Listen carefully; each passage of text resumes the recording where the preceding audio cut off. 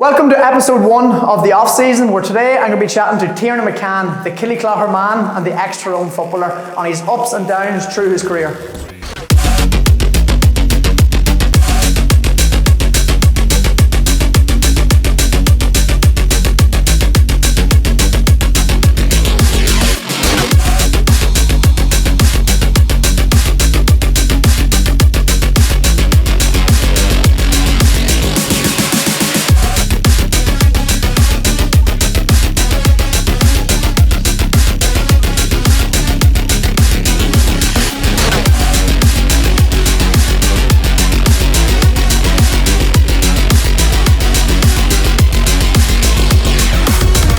Well, buddy, what's the story? Shane, how's good to meet you. How's things? Crack. All's Something good. set up here? It's decent now. At least the rain's away anyway. Right, okay. So you're up for a couple of challenges today and a bit of a chat. Depends what the challenges are. Look, we'll explain them as we go along, okay? No worries. Tell you what, first we're going to do a bit of a shooting challenge. Okay. And then we want to see what the legs are like in a speed challenge. Is that all right?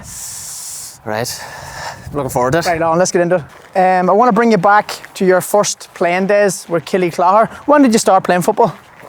As long as I remember, 3 or 4. Dad would have been big into it, like, so myself and Connell's a year and a half younger, would have been here from 4 or 5 years of age. I actually think when Dad's coaching teams, I might have been underage at times, but yeah, as long as I can remember, like, this has always been a mainstay of our under family. 8s when your first training was, under 10s? Is that the way it goes down here? It could have even been under 6s, I think. Right, okay. When you're literally primary 1 in school, so a long time. Right, okay. And taking you back under 10s, under 12s, how was there success growing up, or maybe was that down later on in your career? At my age group, yeah, we had quite a good wee team. As far as I remember, under 10s, under 12s in Tyrone was more so going to blitzes, so you would have been in Derry or different parts of Ulster playing blitzes. It's 6 or 7 a side type thing, and we always competed well. Under 14 we won the Féile, so we got to go to All-Ireland Féile. Right, okay. What year was that in? 2005, I think. Right, okay. Do you remember the location? It was we stayed with Kilmallock in Limerick. Right, okay. St Sylvester's, Dublin, beat us. I think they went on to win it at the stage.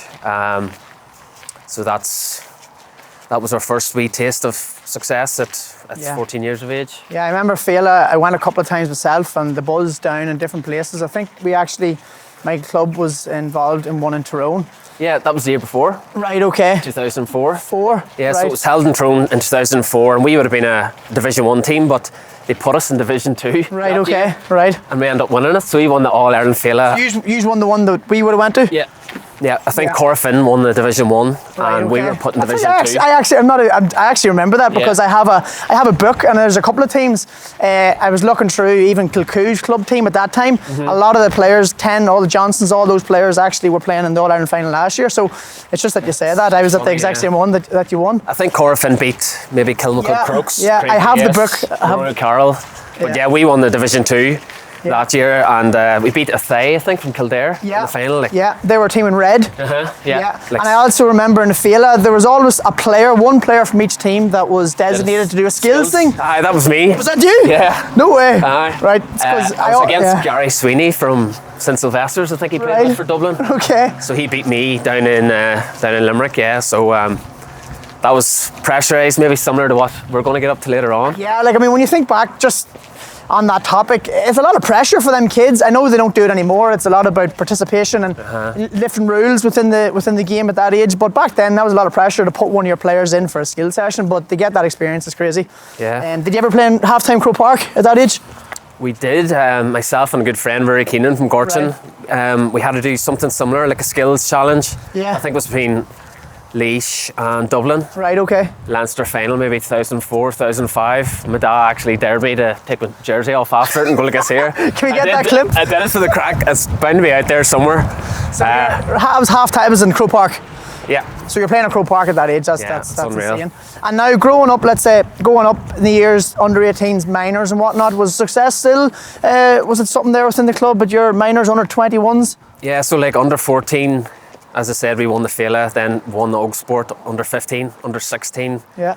we maybe other teams were starting to creep up on us. Yeah. The likes of Omagh, Carrickmore, Killyclogher were starting to creep up.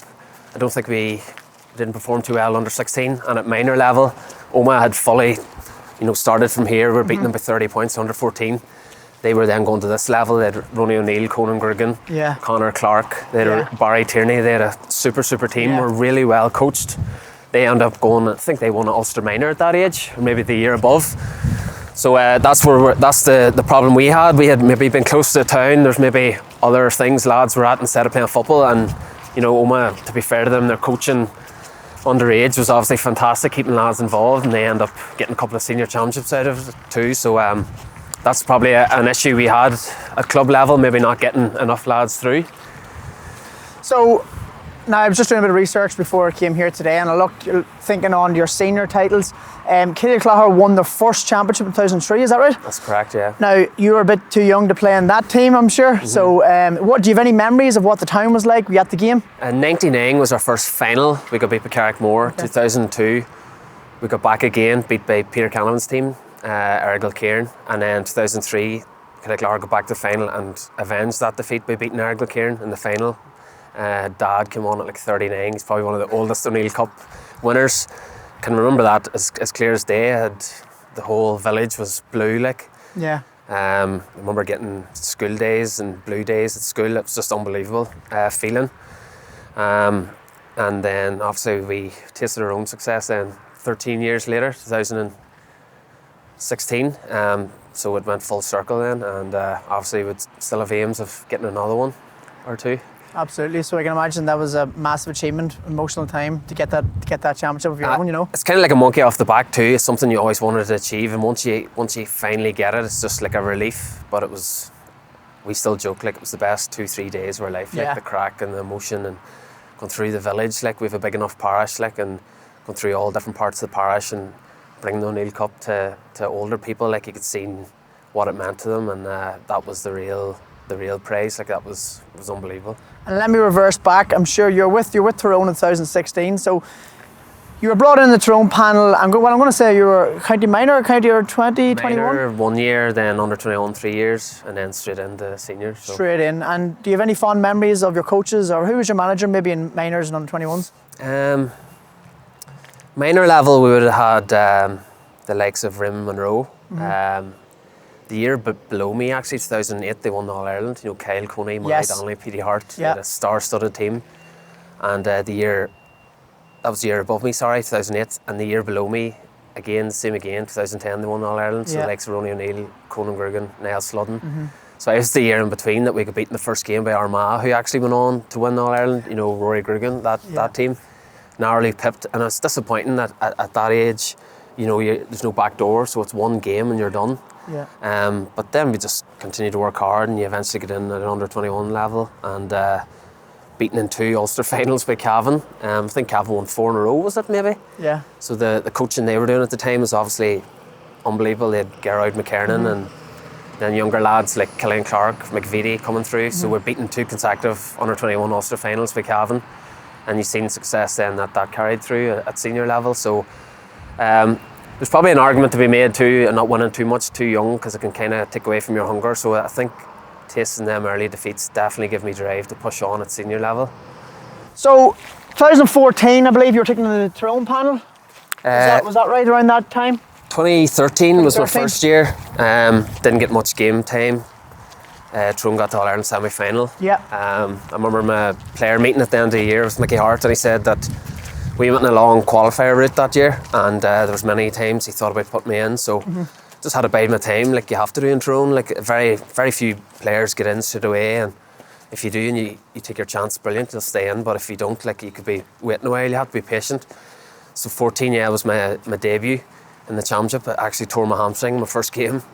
And 14 was obviously a very disappointing year for Tyrone. We went out very early in the qualifiers, but again, similar to what I was saying earlier, that defeat we needed a new rebirth of players. In 2015, we kind of came stronger. A lot of new lads came into the team. Peter Donnelly was back coaching, and from then that was the start of our kind of team and our panel. A lot of newer players came through, and we went very deep, 15, 16, 17, and sure, getting to the final in 18, like it was like a wee mini journey. Yeah, and I just want to bring up Mickey Hart. I'm sure. I actually remember a couple of months ago, a couple of weeks ago, I was looking on YouTube and I was looking up old coaching systems and old coaching styles, and there actually is a Tyrone footage of him coaching. And was he a hands-on guy, or was he someone that stepped back? Maybe he, through the years went on, did he more step back even more? What kind of coach was he? He was more so a manager, yeah. So he would have had coaches in, and he would have been continually motivating and asking for certain things within the coaching session, but he wouldn't have been that hands-on in terms of the actual coaching setup. But within drills, within games, you're always getting little sound bites or little words of wisdom, or if there's something he's wanted to see more of, he was vocal in that. Okay, so in this next segment, we're going to go with 16 questions and answers. The reason we're doing 16 is because in the off season for the average club player, it's usually 16 weeks. Okay, so these are quick fire. We might get a little bit debated here. So first up, what's your coffee order? I know you're big into your coffee. Flat white. Flat white, straight up. Regular milk? 6 ounce. Partial to an oat flat as well, but flat white, 6 ounce. Boom. Okay. Favorite drink of choice? Alcohol first and non-alcoholic. Alcohol, maybe like a nice beer Moretti, or Madry, something like that there. Non-alcoholic, probably a Coke Zero. Okay, would the Madry be served up around here? Would it be hard to get? It probably would be, yeah. I haven't been Spanish beer, isn't it? Yeah. Yeah. No, I've definitely dabbled in some Madry. Favorite takeaway order? Probably a pizza. From where? Pizza Mac, shout out. Quick. Pizza Mac, Killyclogher. Yeah. Favorite holiday destination? Dubai was hard to beat. Dubai, yeah, I've never been to Dubai. Oh, unbelievable. Go back in the morning. Class. Okay. Hot, but just futuristic, clean, everything you want to do. Just, yeah. Dubai. Favorite pair of boots? Probably 2016. There were white Pumas called Puma 1s. We got Puma boots free through Tyrone, and I know people look at Puma and be like, what? But they actually were class. I had 5 or 6 pairs of them. You're big in your white boots, aren't you? Makes you look a wee bit faster when you're getting on. There you go, for anybody wanting to get faster. Yeah, but on the Nike Champo vibe now. Right, okay. Yeah, I have a pair of Tempos myself, usually for soccer. I'm not sure if I can get the right leather on them, but okay, white boots, yeah. Favorite football memory? Probably won the club championship, 2016. Peter Canavan or Stevie O'Neill? Peter Canavan. I seen a montage on Twitter last night. Stevie was unbelievable too, but Canavan's just the goat. Pre-game ritual. Are you superstitious? Not really, no. Not really. Get the legs moving, bit of a walk the dog, chill out, bit of stretching, bit of foam rolling, bit of activation, and some sort of caffeine. What about food? The same meal every time, mix it up? I would load it up the night before, like a big pasta bake, something carb-based the night before, and then just top up in the morning then, oats and a bagel. Do you prefer weightlifting or cardio? It's probably not a fair answer, but a combination of the two. CrossFit type stuff, yeah. Okay. Daytime or nighttime game? If you had asked me 2 or 3 weeks ago, I would have said nighttime, Friday night lights, but not after the championship loss. So it's annoying waiting about all day for a nighttime game, but some of the games we've played historically in the past under lights have been a good energy, but it's problematic getting to sleep after a nighttime game. You're just so high, and you're taking that much caffeine or whatever. It's very hard to get to sleep, but yeah, it's controversial. Okay, midweek or weekend game? Weekend. Okay, so weekend game, Saturday morning, 12:30, ideal. Oh, Saturday 12:30. That's what you're telling me. Well, historically in Tyrone, like club games are 4 o'clock on a Sunday, which is far too late. Like that's not good at all. Like waiting about all weekend for that. So maybe a Friday night game. We've kind of embraced that in Tyrone this year, and it worked okay the first 7 or 8 weeks. So hangover cure routine. Try and get up and beat it. Straight up early. Yeah, get out for a walk, fresh air, fluids. Try and beat it. I'm not one for laying about all day and letting it beat you. Yeah, if you're down south or if you're near the coast, get in the water. Try and beat it as best you can. Absolutely. Toughest marker? I was usually doing the marking. Toughest person to mark, essentially.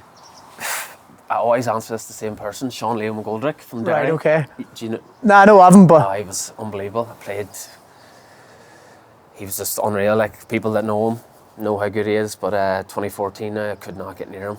Just did not stop running, did not stop moving. So strong, deceptive, ball carrier, so always took you on. He was next level. Nearly there. Last minute win and block or last minute win and score?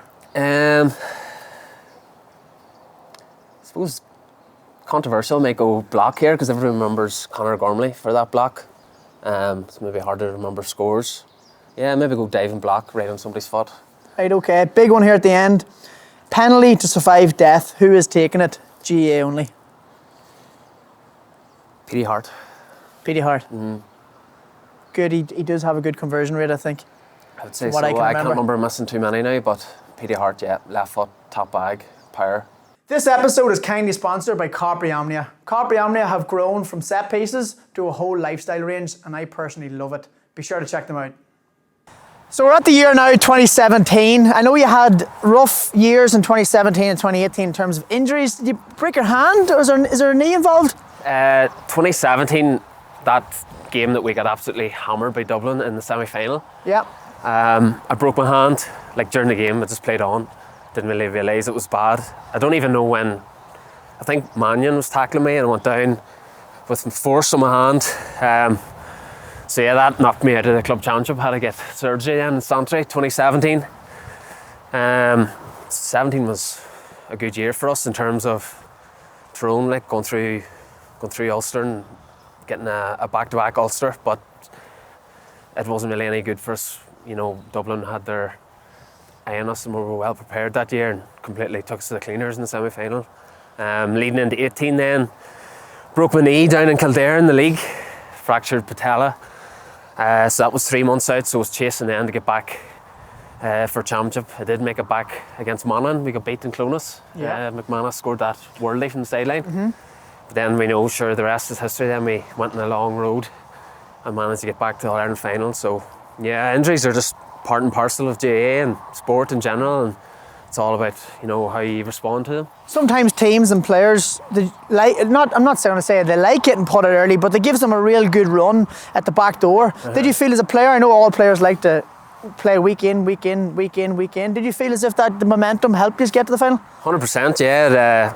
Especially with us in Tyrone, it often allowed us to kind of find our best team, build a wee bit of momentum. Maybe you're playing teams of a lesser quality initially where you can get through the rounds, but that momentum that you talk about, like week in, week out, you couldn't beat it, like, for intensity, and as long as you're improving game on game.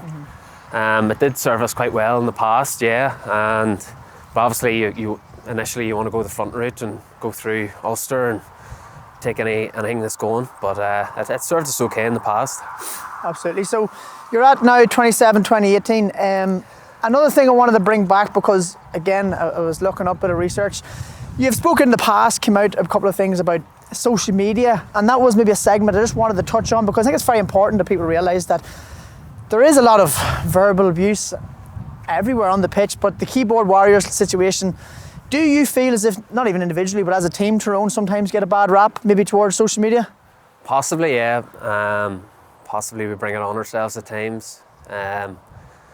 It's just a generation we live in today.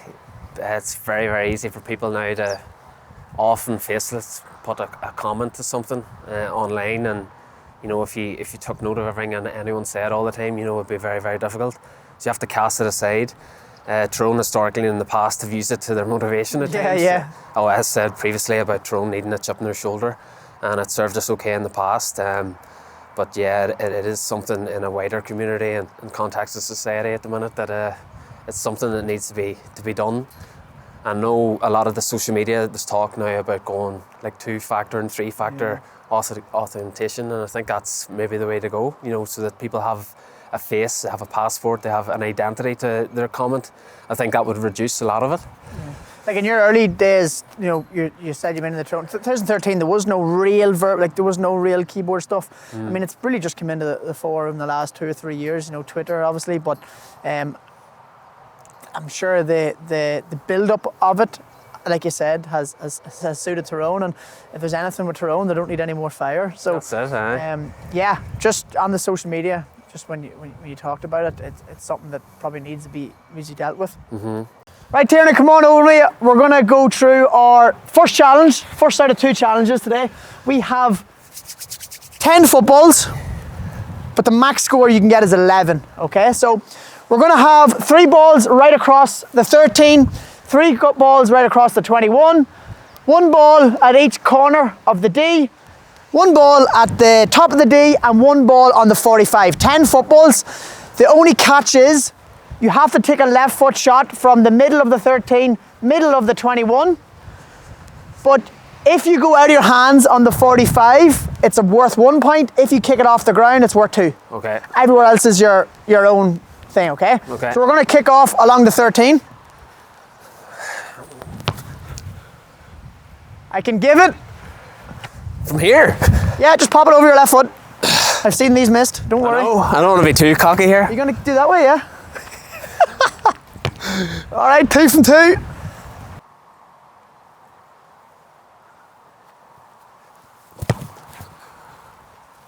Can't give it, kid. Nah. 2 from 3, all right? Oh, yeah. We'll give it.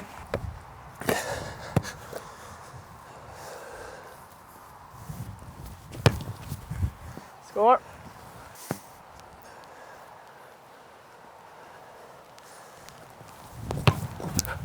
Oh, yes, lad.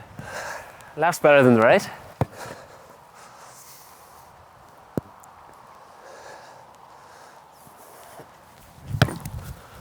Yep.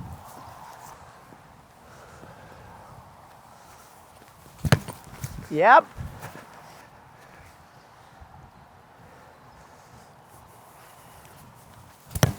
Ah, so bad. Ooh.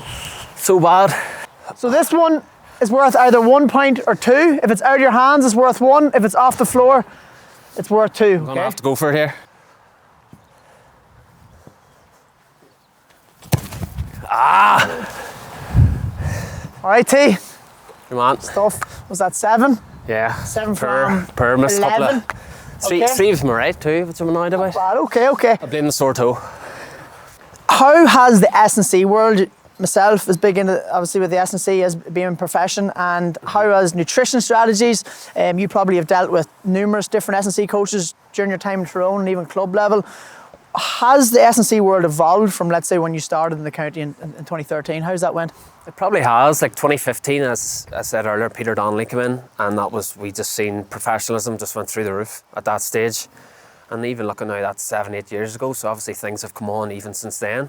Maybe sometimes less is more, and sometimes it's not about the size, it's maybe how fast you can move and how quick you can cover ground and how robust you can be. And I think it is, I don't know where it can go from now. Like it seems like it's maxed out. I don't know how it can get any more professional. Well, players are getting bigger, but not only are they getting bigger, they're able to handle the extra weight, they're able to move quicker, the standards being up, and as teams, county teams like Dublin, the Tyrones, the Mayos, all the Kerry, all the top teams are going with that. And if you get left behind, you get left behind. So well, talk me through, let's say, I'm really curious about a standard week in the Tyrone panel setup. Let's say they're at a quarter-final stage and they've got 2 or 3 weeks to prepare. Would you be in the gym every second night? Do you go to the gym at all? Not really. It would be like 2021. We might have been hitting the gym once a week just as a maintenance session. A couple of uppers, push, pull, wee bit of accessory work.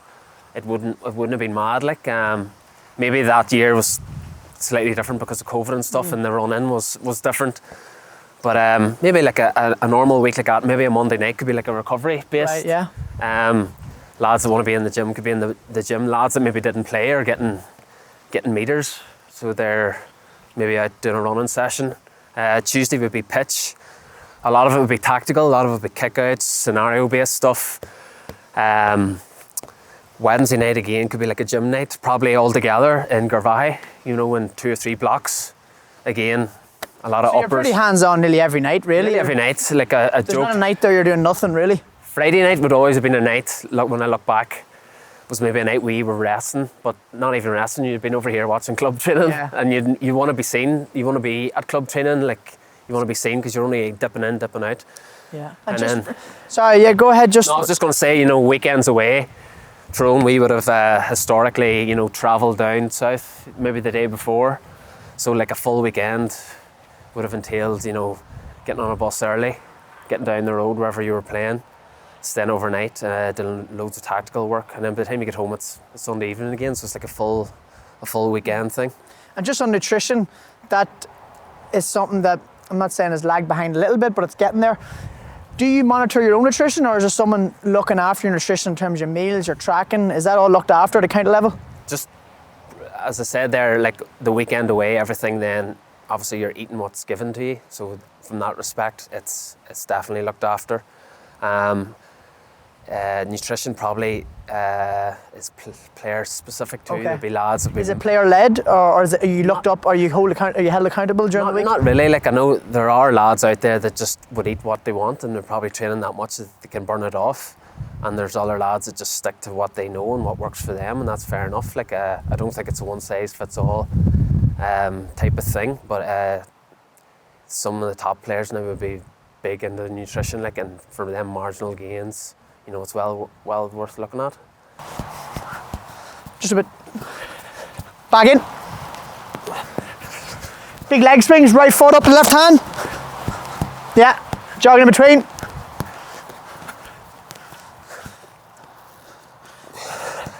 This time I want you to bound, all right, about 70% up, just to the end of the D, and then turn and face me. Okay, this time you're going to do about 2 bounds as you land the last one, 10-meter acceleration to the line. And off you go, just a little bit. Okay, just get your breath back a little bit. This time you're going to face the steps, down, half squat. You're going to side shuffle about 5 meters, turn, accelerate 10 meters. Go. And just lightly jog back in. Hands on the hips. Okay, we're going to go 5 double leg pogos and then accelerate. Good, walk back in, walk. Right, so this time you're not going to run the straight line, about 80% curve run, okay? So plant the foot, curve, go, okay? Just walk back in, half squat, you're going to go side shuffle, right shuffle, when I say go, accelerate. Go. Good. All right, T, so the next segment of the video, the next challenge is going to be a 40-meter dash, okay? In the Combine 2022, the record, or the best one, was 4.2, okay?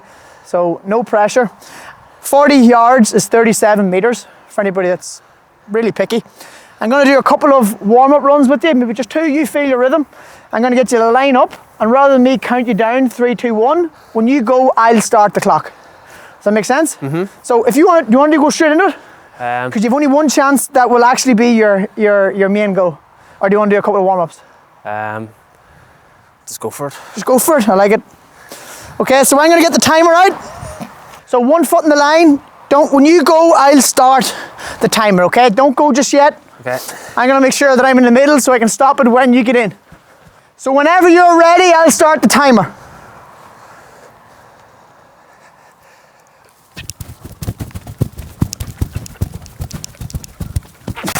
Woo! Not bad, 4.5. Okay. Done. Huh? One and done. One and done. No, I'll take that.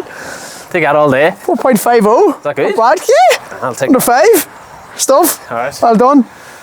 Cut. So this brings us up now to 2021. Massive year, massive. I'm sure you've plenty of stories, ups and downs throughout that year. Just talk me through, just very, very briefly, starting at the McKenna Cup stage right through the year.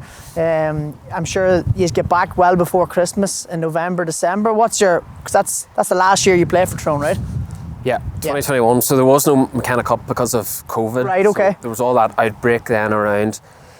I think we had trials and stuff just before Christmas, and I do remember we had one training session maybe before Christmas, pure running match in football. And then we were due to come back the week after. We had 7 or 8 days off for Christmas.